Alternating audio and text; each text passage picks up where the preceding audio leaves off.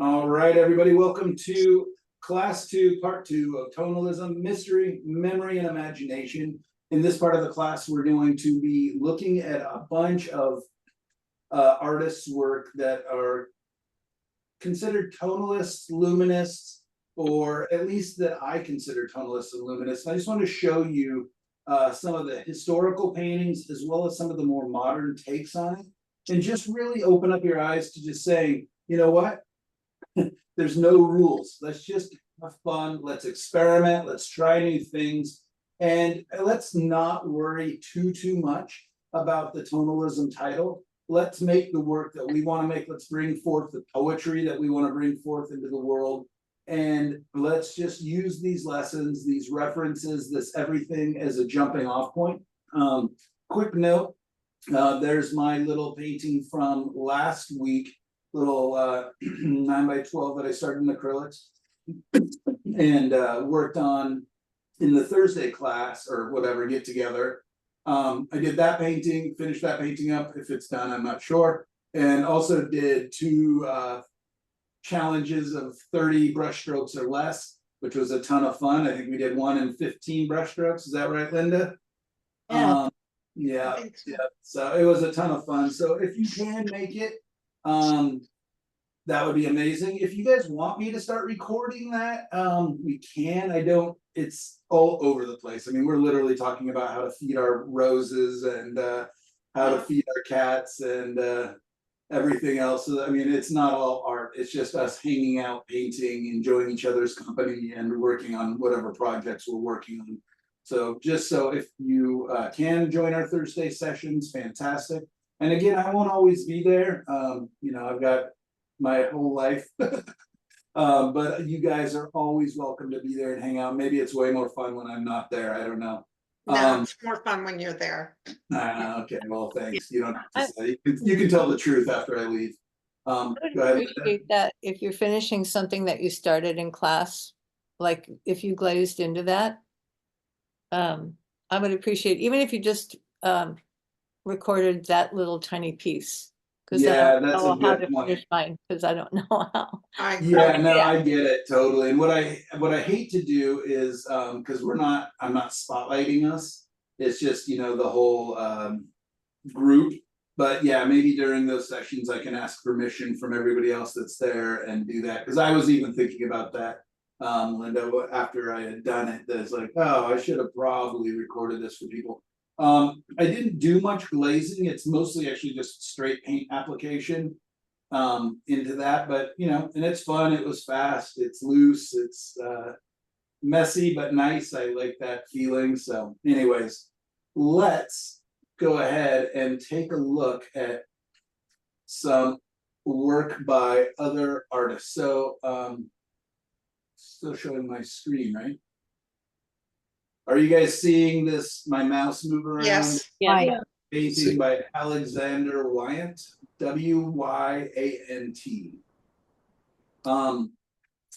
So I'm just going to show you a lot of examples of paintings that I've gathered up over the last couple days.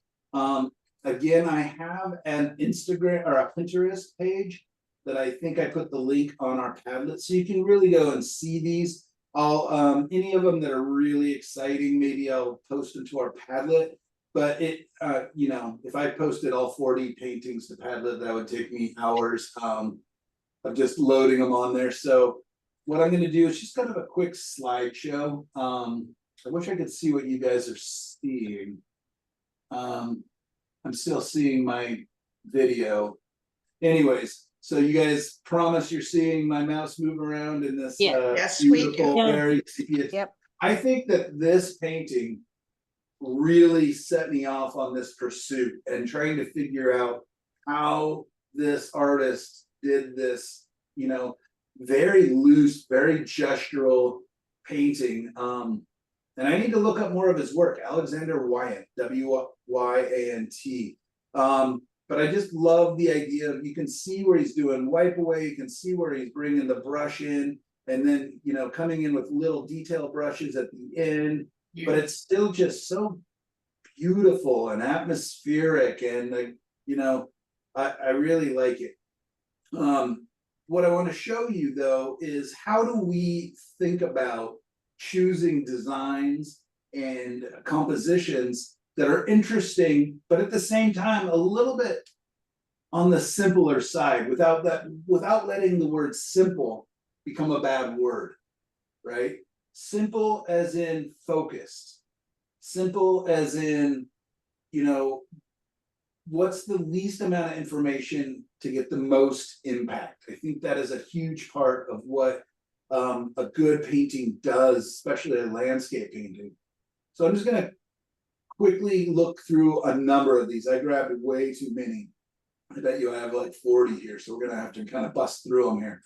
I grabbed this one by Burge Harrison, Barge Harrison, just because what a difference in color, right? What a difference in temperature, what a difference, but at the same time, it has a lot of the same impact. I know a couple artists did kind of, Meg, I think you did kind of a nocturne, kind of a feeling painting. And so I wanted to make sure I shared this. And Burge Harrison did quite a few of these. Look at how much information is in this painting, but at the same time, how little information, right? Like, what's our instinct? What's the first thing we notice is the contrast with the windows and the dark, dark building. But look at these super soft silhouettes that really help to feed us just enough information, just a hint of a scene, a place. And then he's got this little bit of like track down muddy snow, just to lead us in. These lines kind of guiding us towards the focal points. Isn't that beautiful? Artist. That's the Yeah. last one. Yeah, this is Burge Harrison again, yeah. Thank you. And I don't know anything about Burge Harrison. This is Brent Cotton, who happened by a very weird circumstance to be my sister's neighbor in Montana. And she actually kept some of her horses on his property, lived basically across what would have been the highway, but across the road. Their kids were friends, and just the nicest guy. And I've always been a big fan. So, you know, just laying it all out there, these are artists that have either inspired me, like in my direction as an artist, or artists that continue to inspire me and challenge me, or artists when I'm looking at my own paintings and don't know quite what to do. I've got a library of artists that I can either call, because I'm friends with some of them, or, you know, ask to go out painting, or even email them my paintings. But also, more importantly, I can go and look at their work and see we're all dealing with the same issues, right? I like to say that painting is an open book test, right? It is completely fine to look at the masters. It is completely fine to look at contemporaries. It is completely fine because we're all dealing with the same issues: light, value, color, edges. And just say, you know, how did Brent Cotton deal with this issue? How did Brent Cotton, you know, make this beautiful, beautiful painting? I also added a couple more pictures with animals, Sandy, just for you, because Sandy likes to put animals in her paintings, which I find daunting. But what's that? Thank you. Size? You're welcome.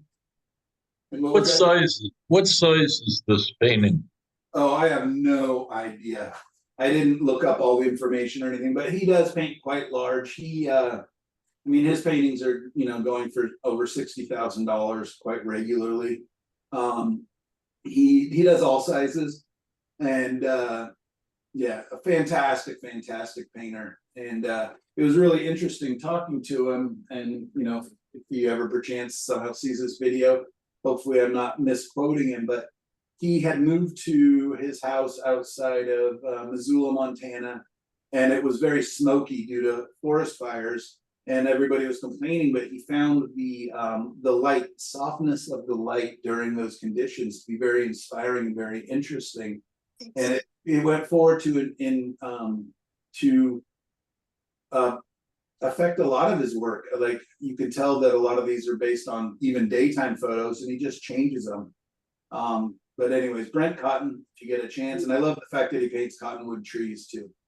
The reason I asked about the size is that the amount of detail on these, and this one too, there's so much detail, it's got to be like 30 by 40.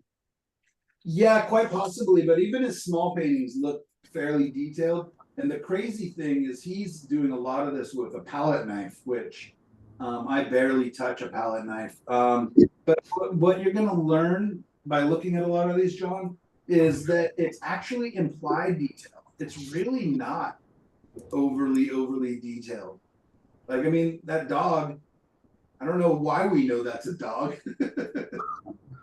But we do, right? With that figure, you know, what color shirt, what color pants, what color hat? We have no idea, but we know it's a figure and somehow probably a dog. Maybe he's walking his cat. But What's the artist's name again, Michael? Brent Cotton. It's also the lights against the darks. It really is. It's just, yeah, and it's implied detail. Yeah, I mean, look at his work. It'll blow your mind. And we got another one to look at here. Wow. I mean, he adds a little bit of detail into the foreground, but look back here, there's nothing. I mean, and again, there's that guy and his cat. Just kidding. He's pretty famous for painting guys fishing. He lives along the Bitterroot River, which is a very famous fly fishing river. That I used to, and that's where I learned to fly fish, which is very lucky. But I mean, you can't even tell that guy's fishing. For all we know, he's actually just peeing into that creek. But it literally, I mean, there's so many pictures of just fishing boats, and really beautiful. Really, he's one of my idols who only happens to be a year or two older than I am. So darn him. This one is by Bruce Crane. Bruce Crane does a lot of these kind of darker, moodier. A lot of times you don't even know where the ground is or where, you know, where things begin and end. He really. Are these all in oils? Yeah, there'll be a couple pastels and a couple acrylics in here, but yeah, for the most part, these are oil paintings. Bruce Crane is you know, a historical painter. I don't know. I literally didn't write down any facts about all this. These are just kind of examples that I have for me that inspire me. This guy is Charles Warren Eaton, who's one of my favorite painters. He's I think that on the cover of the Tonalist book that a couple of you guys have, and just the epitome of simplicity and elegant shapes, strong values, but at the same time, I love watching where shapes bleed in, where lights and darks fade and become, it just shows you don't have to differentiate. I mean, like, who knows where the bottom of this tree is really, right? Doesn't matter. Who knows where this tree exactly ends and the sky begins? It doesn't matter. It's just this beautiful, big, squint your eyes and just really look at those big shapes. And then where he really wanted to differentiate, he just hints like just a touch of lighter, warmer paint in there just to tell you, yeah, you know, this is against that. There's this contrast. So there's so much we can learn by looking at this work. This next one is one of my favorite paintings of his. And it is so simple and so weird. Like if I painted these trees, I would feel like I've lost my mind. But I just love the elegance. And I'm also a huge fan of the Art Nouveau movement. The Art Nouveau French artists. And I think these trees kind of lean into that. Like I see in my future leaning in towards kind of an Art Nouveau aspects. And I think some of my more successful paintings of like windy, twisty trees kind of lean towards that. What's his name again? Oh, this is Charles Warren Eaton. This also reminds me of some of Monet's. Oh, it's up at the top. Thank you. What's at the top? It's at the The top name. of the picture on Oh, our up here. screen. Oh, okay. Yeah. Yeah. And I just love the fact that it's green sky, but it works so beautifully and it's still so glowy and it's interesting. and you still can see these hints of the little bit of warmth around the trees. And anyway, it's just ultra simplicity, right? This is basically a two-value painting, lights and darks. This is another Charles Warren Eaton here. And then again, you can just see he just doesn't overly describe things. So a lot of times when I look at his work, I'm trying to think of like, what attracts me to this artist? You know, Diane Lewis, you might be looking at this going, ugh, hate Charles Warren Eaton. Hope I never see his work again. You know, and that's fine. And you could look at this and go, why do I hate it? Right? Okay, it's not described. Whereas I can look at it and say, why do I love it? Oh, because it's not described. He's giving you the information that's pertinent, right? He puts detail where detail is useful, but at the same time, he gets rid of the detail where detail is not useful or not. You know, he's saying, look here, this is the part of the painting I want you to look at. I don't care if you look down here, right? Just great reminders. So when you are looking at artwork as we go forward from other painters, you know, go, yes, I like it. Okay, great. Why? Why do I like it? What is it that's attracting me? Is it the subject? Is it because there's a horse or an elk in there? Okay, is it because of the color scheme? Is it because of the value contrast? Is it because of the design? Is it because of the balance and rhythm and the movement? Whatever it is, that's really, really going to help you to learn more about yourself and where you want to go as an artist. Is not just to say, yes, I like it, but to take it deeper and say, why do I like it? What is he's excelling, she excelling at? What are they leaving? And then take it another step forward. If I painted this, or if I was hiring Charles Warren Eaton to do a commission for me, you know, maybe I would say, you know what, I would love a little bit more of this or a little more of that, right? And that will help you to develop your style, your taste, your everything as we move forward. This is, oops. Next one is a contemporary artist named Deborah Paris, I believe from Texas, but I shouldn't say that, I have no idea. But I see her work a lot. She's a contemporary. We've shown together in a tonalist show in New York. She's really great at just not overly doing anything. Like, I just like that. Michael, we're still on Eaton. Oh, sorry. Yeah, it's underneath. I've got a bunch of screens all of a sudden open. And I just closed the wrong window. Share screen. All right. Now you see Deborah Paris? Yes. Yeah. All right. So I got to remember not to click. So anyways, I just like that she leaves good enough alone and beautiful, beautiful color harmonies, right?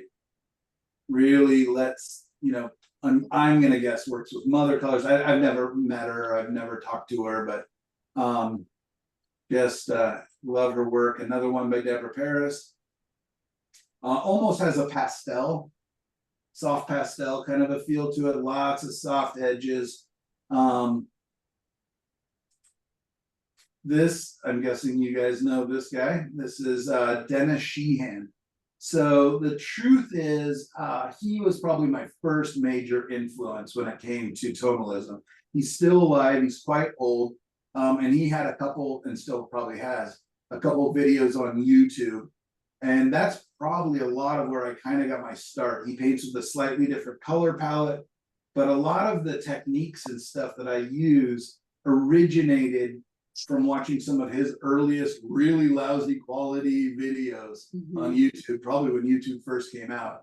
I actually saw this picture on the West Wing in the background on the president's wall. Remember that show, The West Wing? Yeah. I remember like just being mesmerized like the whole time. I'm like, go back to the president so I could see the painting in the background. And it kind of like, I didn't even know I liked tonalism. I didn't even know what tonalism was. I was right out of college.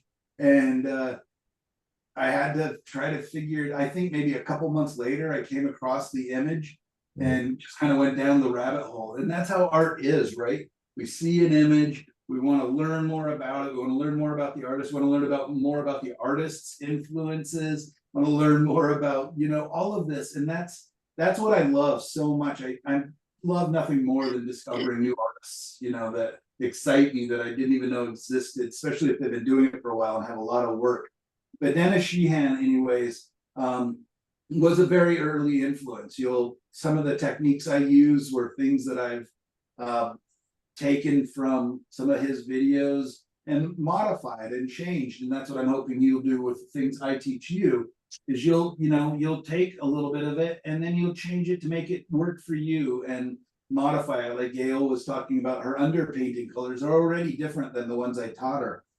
She's adding different, elements in there. I think everybody who's been with me for a little while is doing that. And that's what I want. I want to show you guys just a jumping off point, but I want you guys to be aware that I didn't wake up one day a tonalist. I didn't wake up one day and have this way of working, that it comes through evolution and idealization and looking up to other artists. This is another, is this a Sheehan? Yes. Yeah, Yeah, it says so at the top.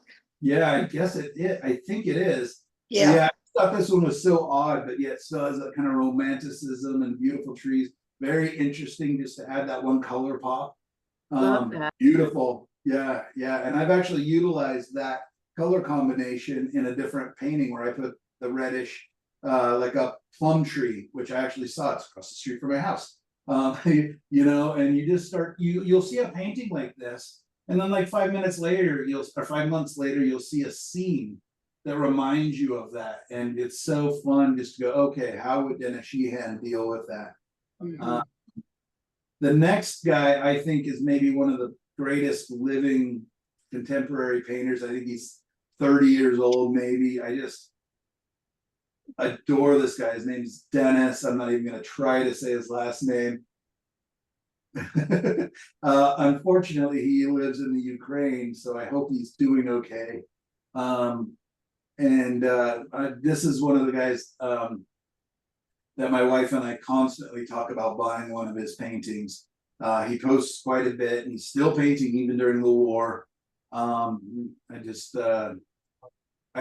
love his work because of the simplicity, because of the soft edges, and then this this looks like a lot of detail. It looks like a lot of flowers, looks like it's a lot of things, but it's really just thick paint and just juiciness. And let's look at a couple others of his.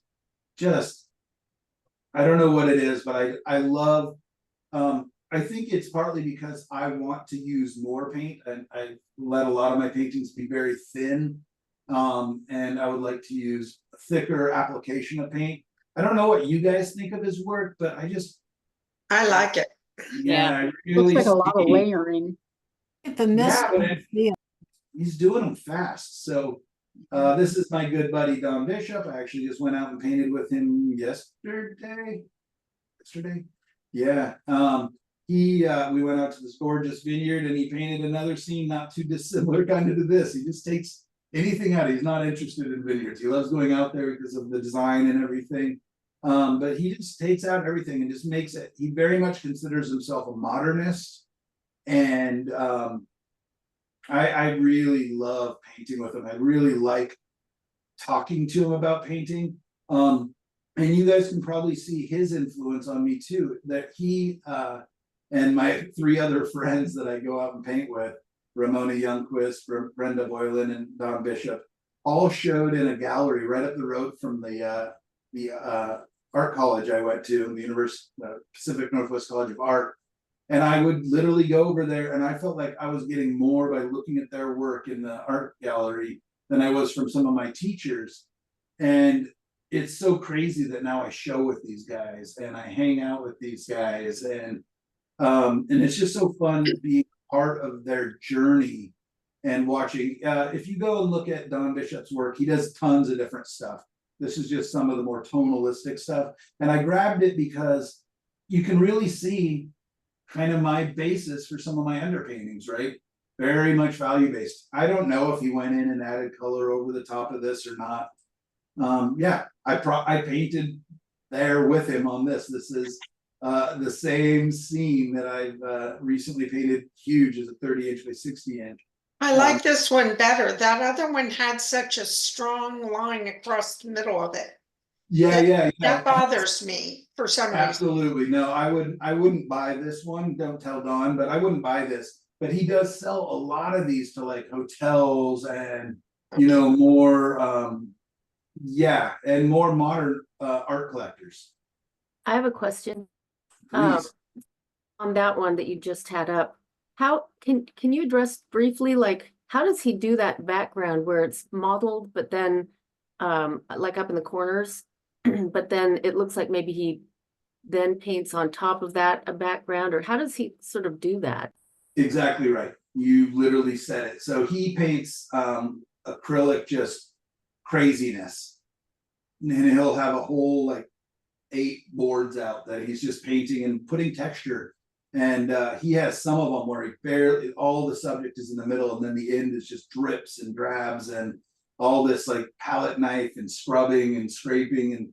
And so yeah, what he's doing is just building up texture, poking with the brush and all these different things. When about 2 years, whenever we would go painting, he would literally sit and make a brush out of grasses and ferns and things right beside us, and use that in his painting as well, which I thought was so funny. He'd just take a rubber band and a stick and just start sticking a bunch of things to it, and it was so fun. And he's constantly just reaching down and grabbing grasses and Queen Anne's lace and different things, and just experimenting. It was so fun when we went and painted the other day. In about 30 minutes, I was like, holy crap, Don, that is so good. It's finished. And, he still worked on it for about 2 more hours, but he was just adding texture and weird elements to it, and having so much fun with it. I think the picture's on my Facebook page. If you guys go and want to see his painting. Michael, do you remember that day? I guess it was another one of those Thursdays. We were experimenting with using solvent after painting with acrylic. That top of that painting looks like the results that you would get from that last one that we were looking at. Yeah, you know what? And after that class, I went and painted just the edges of a bunch of paintings. I still got to revisit those, because I feel like if I just refined a couple of areas, there's just such a nice, maybe we can talk about that more tomorrow. Yeah. But yeah, he just does lots of different and interesting things. But I mean, how simple, but how gorgeous. You know what I mean? It's enough. And how do we know when's enough? Like, why didn't he tell us all the grasses in the foreground? All these things. And it's just, I love painting with him. He's just always inspiring. And he's always just so thoughtful. Energy that I thought this was going to be a demo today. And although I love all art history and study of composition, I'm just wondering whether there are demos on all of these Wednesdays or not. Yeah, I'm planning to. Might be a little bit longer of a class. Yeah, and I actually put this slideshow together for you, John, based on your questions last week. What is tonalism? And can we see examples? So I can skim through a couple more, but I just want to show you guys how diverse these are. I'll stop talking about them and just let's look at them and just say, let's just see how diverse they are. George Inness is probably the first and most important American tonalist. So if you're only going to study one artist, study George Inness. Inness. George Inness. These are really famous paintings. And he's the one that really was studying. This is Francis Murphy. I just love the simplicity and the beauty. Just John Felsing, who's a modern living painter, and I adore his work. He's commented a couple of times on some of my paintings, and it's almost like one of my highest compliments. It's just the fact that he saw my work in the first place and stopped and commented, and just means a lot to me. I love his work so much. He's another one that leaves his edges oftentimes unfinished. This is John Francis Murphy. John McDonald, who some of you guys, I think, have even studied with him. Yes, I have. Yeah, I was fortunate enough to have a really nice phone call with him about 5 months ago, and I just love his work. And Beautiful. Kevin Corter, I'm lucky owner of a couple of his paintings. I just think he's an amazing guy out of California. He's maybe he's one of those California tonalists. Another one of his. Oh, Wow. Ooh, I like that. I love it. Who is this? Oh, Kevin Court. Kevin Corter. And he's just not afraid to put in detail and leave out detail, soft edges, hard edges, darks, lights, all of it. And nothing in here is light. You know what I mean? You can see my white mouse, right? The cursor. Yeah. How much whiter that painting could be. Even in the lightest parts, it's not that light. So we'll talk about that quite a bit. I know that's something that Michelle Fritzler is very interested in, is keeping some values close. This is Kim Spear, who does really nice work. More colorful, some of her work, but yeah, she's winning some pretty big awards and stuff now. She's great. Evidently this one's sold. I think she was at Pace a couple years. Yes, yeah, definitely. I've rubbed elbows with her. I can't say I know her, but yeah, she's great. This is one of my favorite painters. This is a guy who really inspired me. This is actually a pastel piece. And I didn't even know his name's Mark Hansen. I didn't even know he did pastels. This guy's so good. But he is one that a number of years ago did a challenge to himself to do 3 paintings every single day. Oh, God. Wow. And for, I don't remember what it was, 90 days or something.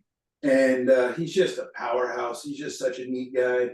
I just love, he's experimental. Some of them are really tight and rendery. Other ones are really loose. And I hadn't seen this one before this morning, actually, and I grabbed it because I just thought it was so beautiful and interesting. And It is. Look at this circle. We're doing great. Yeah, midway. Yeah. Okay. Mark Hansen again, same artist, right? What a difference. Very different. Wow. So this is a very, he's actually quite old now. Maurice Shapiro, but very much considered kind of a luminous tonalist and very abstract. Some of the work really, I can't even understand what I'm looking at, but I just still find the glow. And this is a part of the series he did based on a trip into the woods. I don't know how long he was out there, but I just, you know what I mean? Just so loose.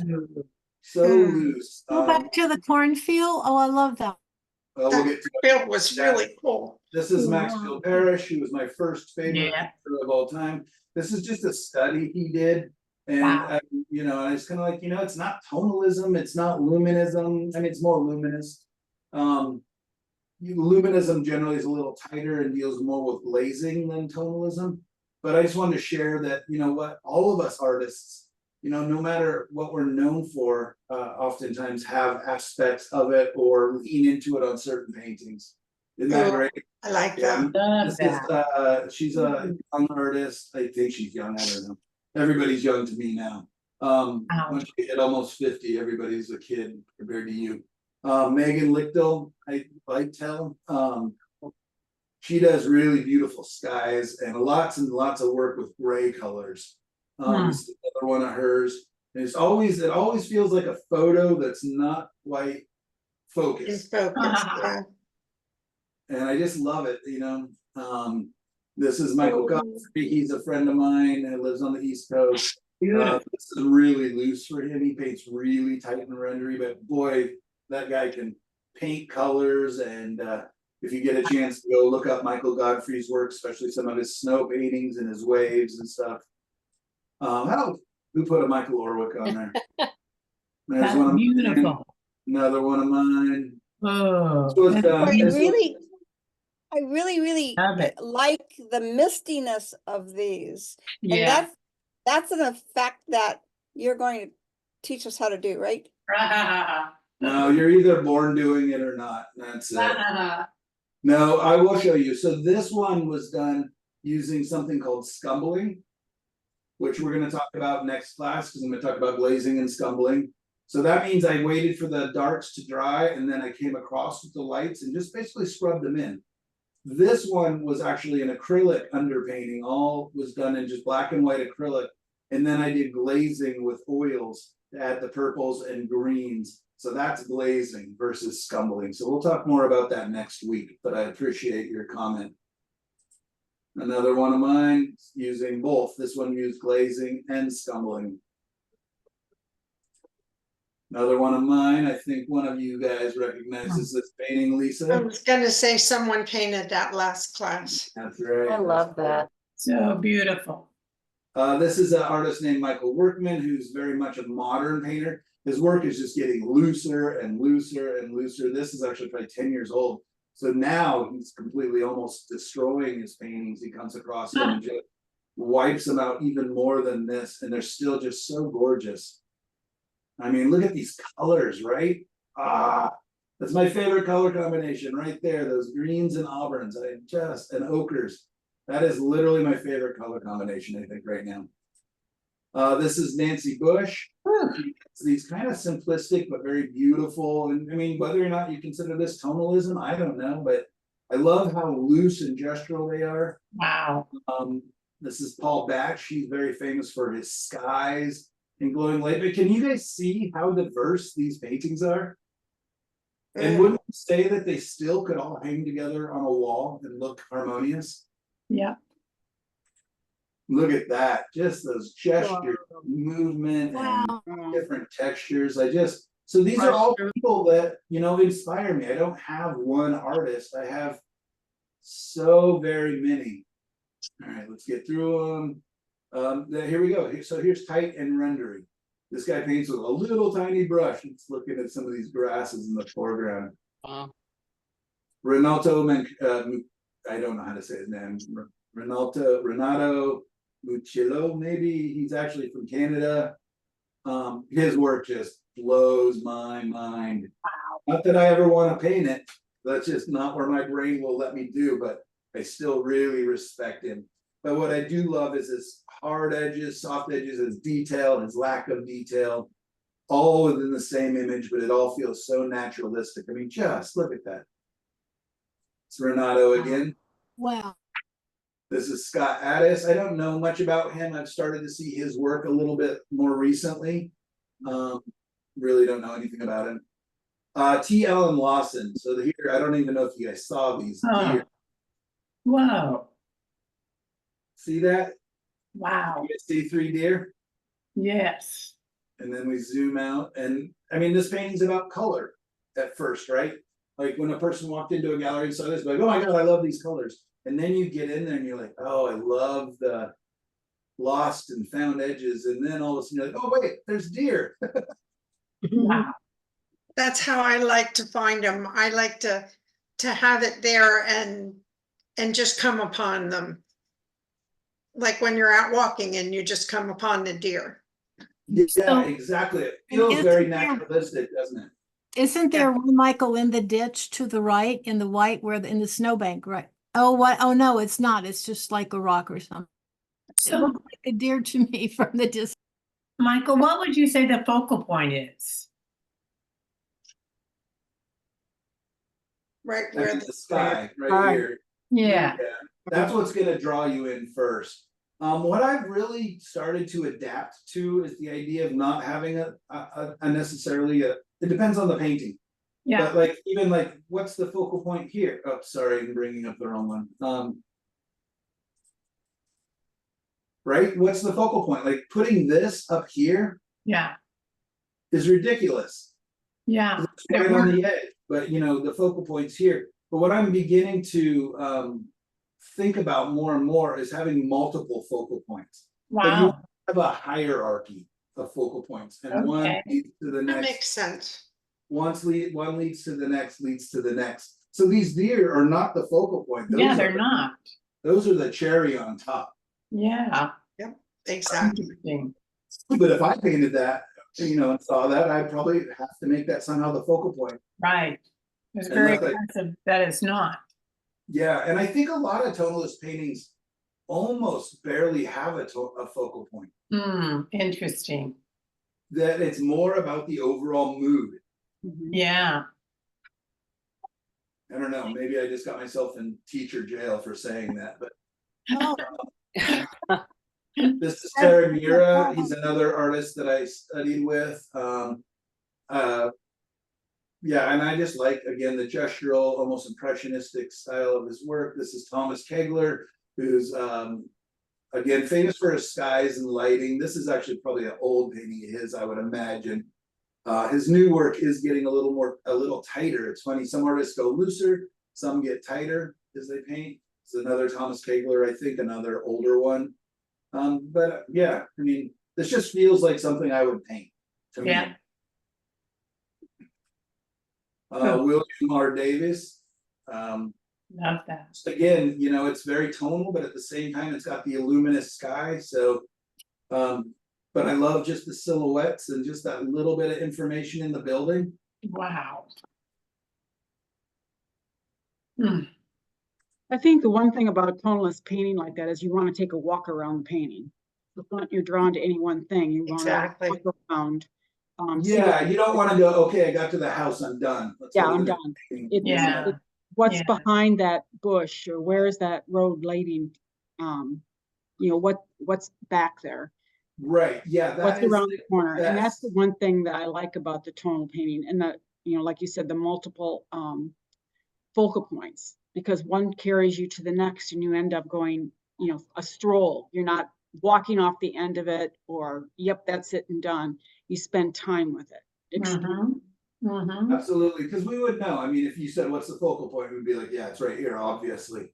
But still, we spend time, and then what is that mystery of, oh, what is behind here? You know, I wish I could, you know, Where's have that stream my go? glasses on and I could walk through here. I definitely would like to be here. And that color in the corner. Yeah, this is Xiaoming Wu.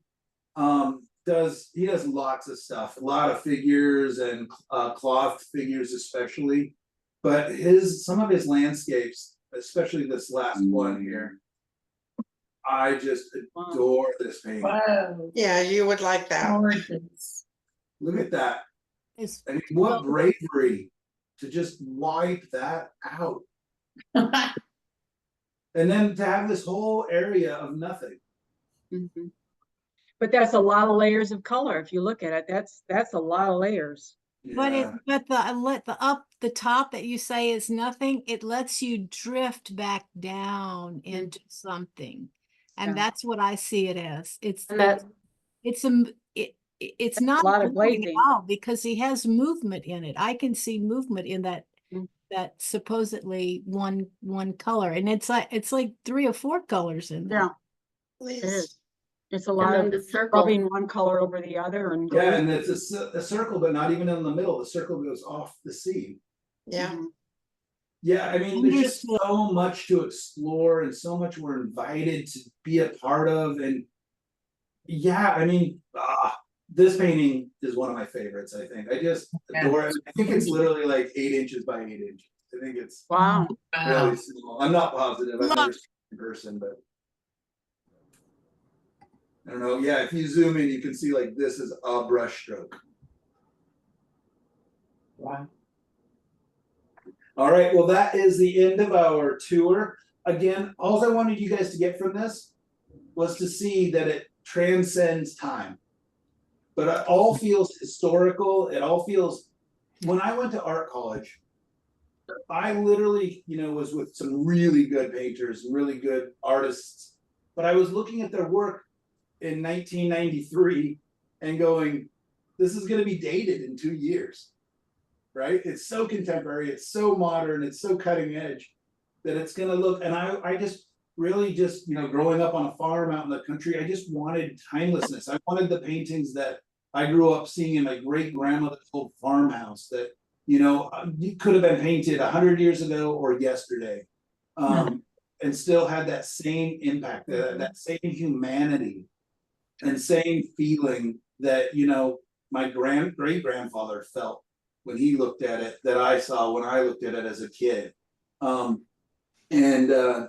So yeah, a sense of timelessness is important to me. Not that I don't use modern colors and sometimes do things differently, but yeah, what are your thoughts really quickly, and then we'll take another break and then we'll get to the demo there.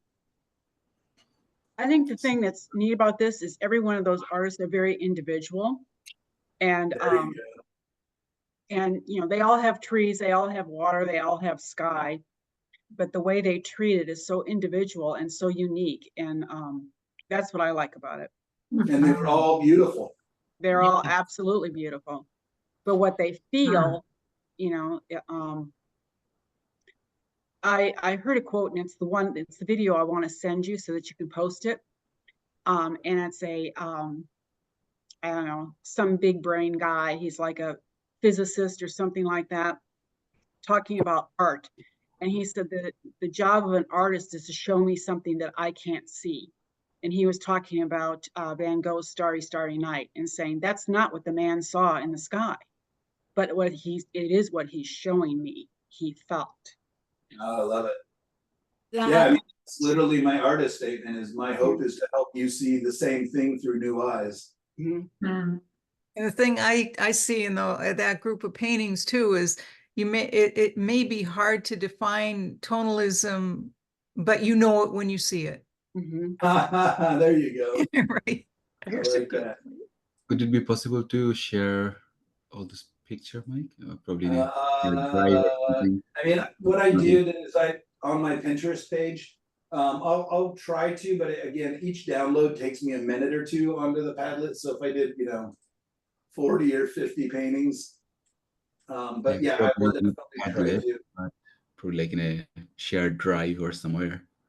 But we Yeah, can maybe I upload, could do that.